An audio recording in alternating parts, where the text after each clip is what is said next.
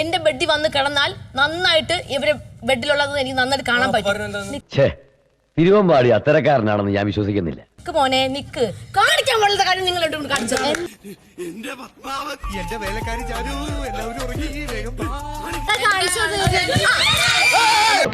പോക്കിരിത്തരം കാണിച്ചു പിന്നെ നിന്ന് മറ്റേ വർത്താനം പറയുന്നു. തെറ്റ് ചെയ്തിട്ട് മര്യാദയ്ക്ക് സംസാരിച്ചപ്പോ നീ തലേക്കറിന്ന് ഞരങ്ങുവാ. പരിശുദ്ധ വത്സമ്മയെ കുറിച്ച് പറഞ്ഞപ്പോൾ വിശുദ്ധ കുട്ടപ്പായ്ക്ക് നൊന്തു.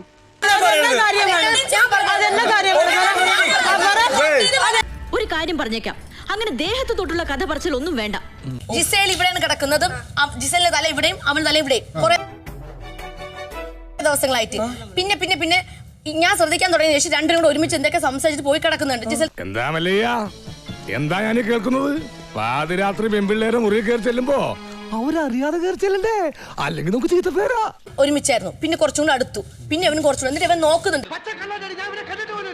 ഞാൻ നോക്കുന്നുണ്ടോ, കാരണം ഞാൻ കള്ള ഉറക്കമായിരുന്നു.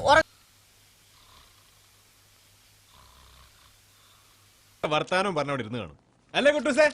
വർത്തമാനം മാത്രമല്ല കുഞ്ചു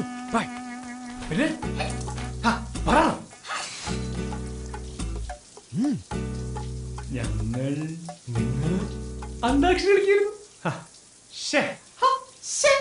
ഒരു മധുര